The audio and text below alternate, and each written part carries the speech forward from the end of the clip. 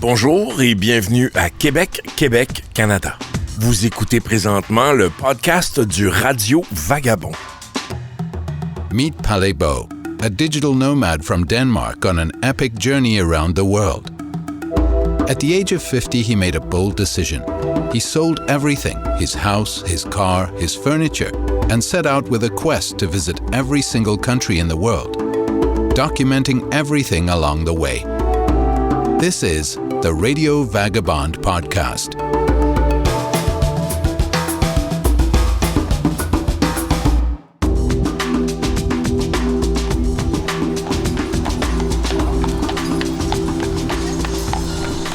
I've left Toronto, but I'm still in Canada.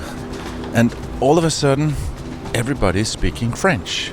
The signs are in French, the shop names are in French, the people speak French. They do speak English as well, but with this charming French accent.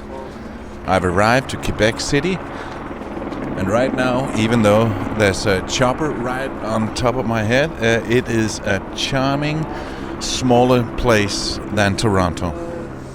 He answers twice, it's really killing that he's so willing to make a whoopee.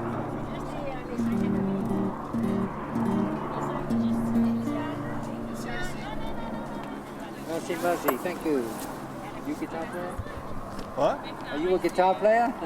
I used to be 30 years ago, but no, not anymore. I know 2 songs. So that's my repertoire. That's better than no songs. Exactly. I know the typical House of Rising Sun and stuff like yeah, that. okay. What's your name? Bob. Bob.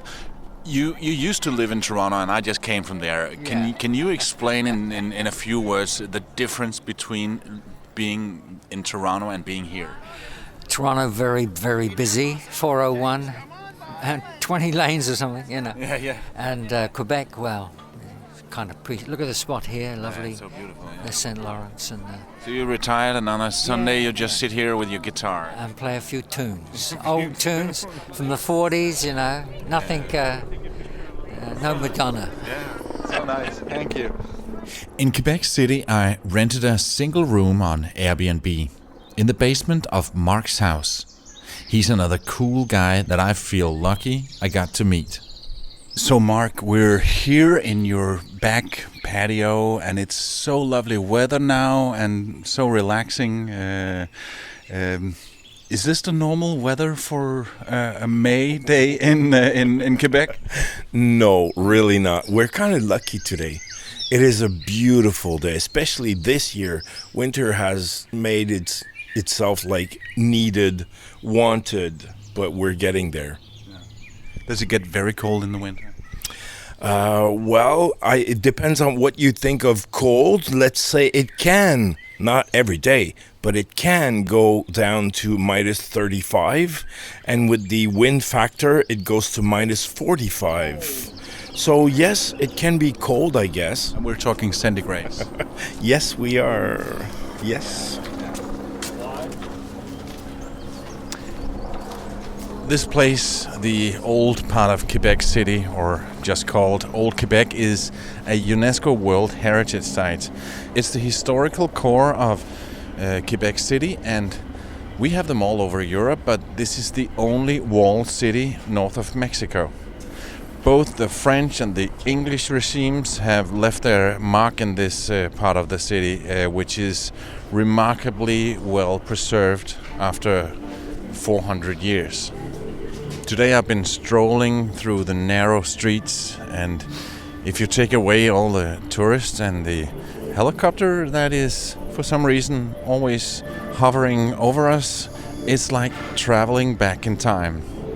It's an absolutely lovely way to spend a Sunday afternoon, and the fact that the sun is shining today only makes the experience much better.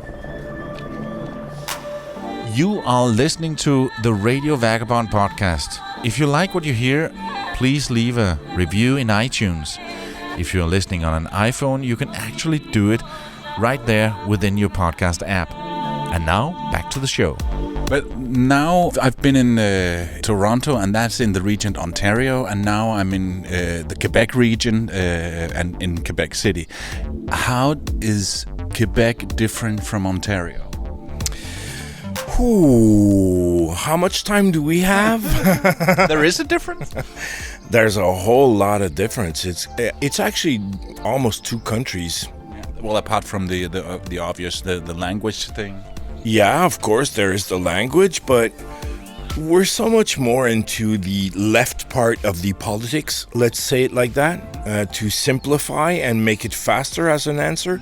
But, you know, like Quebec was the first place on earth where gays could marry and have Really? kids. I would think that might have been Denmark. Actually, no, it was Quebec. Good for you.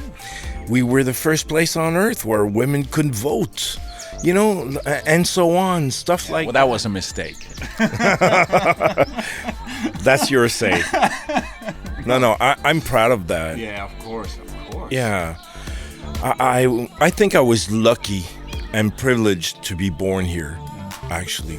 And the only place north of Mexico with a town wall.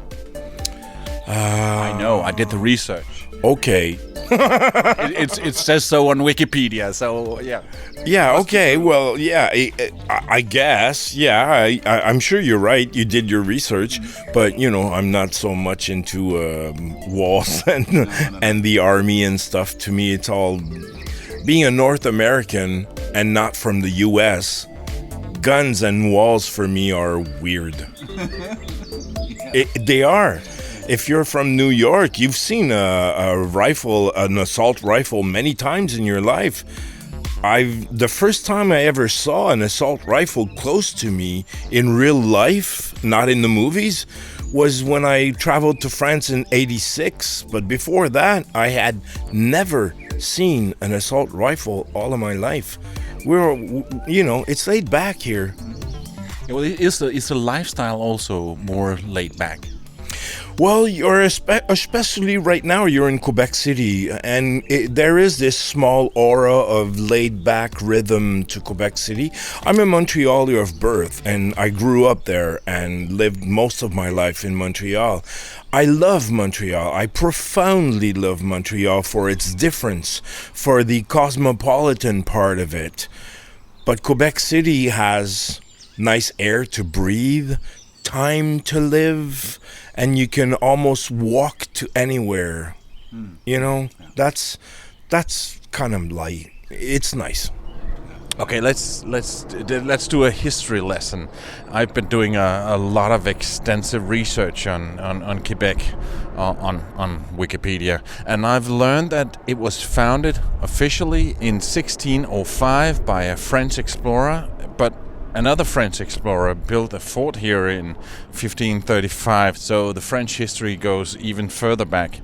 A few years later, in 1629, it was handed over to the English, then back to the French. But seriously, it was not that big a deal, because in 1665, there was only 550 people living here in 70 houses. Almost 100 years later, in 1759, it was captured by the British. A year later, the French took it back. 3 years later, the French gave it to the British. And for the next 100 years, it was under British rule. Canada got their own independence and their constitution exactly 150 years ago, but the British mark is still here. It's still part of the British Commonwealth, and Queen Elizabeth is still on their money here in Canada. This fortress I mentioned just before, I am on my way to try and go and see that. Right now I'm trying to make my way down the town wall that I'm standing on. What's the best part about living in Quebec City? It has all the big city attributes, but human scale. As I was saying, you know, you can walk to things. There's no big skyscrapers. The downtown area of other cities is really not the same as our downtown area. It looks like a big village. Sometimes people say that of Quebec City. It's a big village. But you've got all the city attributes. You want to see a metal band, a folk song singer-songwriter, a good table, whatever you want from a city, you can have in Quebec. But it's human scale.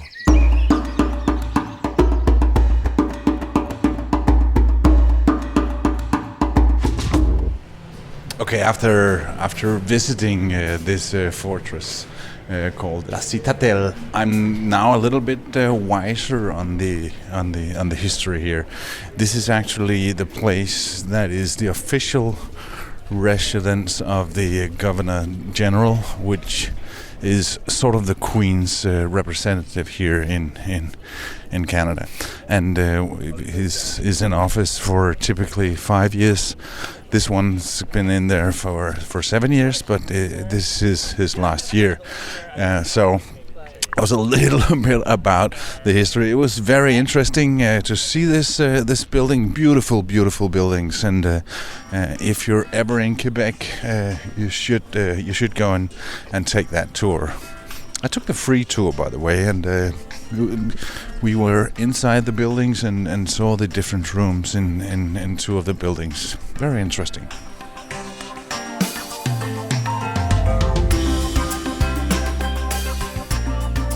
Quebec, it also the name of the region, which is enormously big. Yeah, Quebec, the province inside of Canada, there's 10 provinces and 2 territories.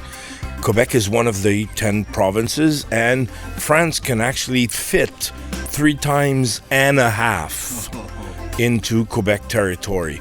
Of course, half of Quebec territory is not even civilized.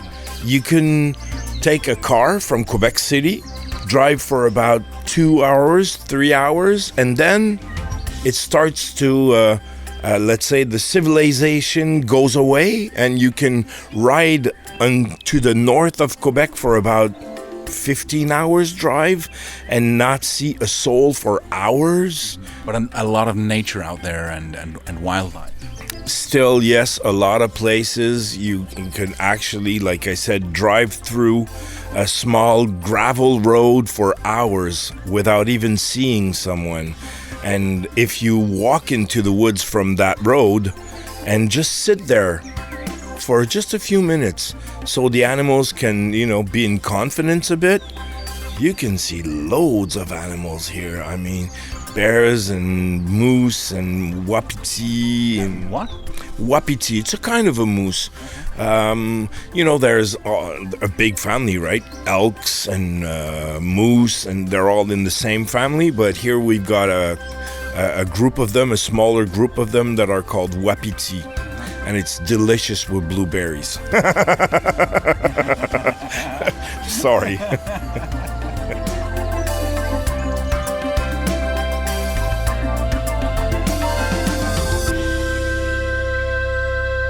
You're listening to the Radio Vagabond podcast. Before we continue, I want to remind you that I have a Facebook page where I share a lot of thoughts, pictures, and videos. You'll find it by going to facebook.com/PalaRadioVagabond.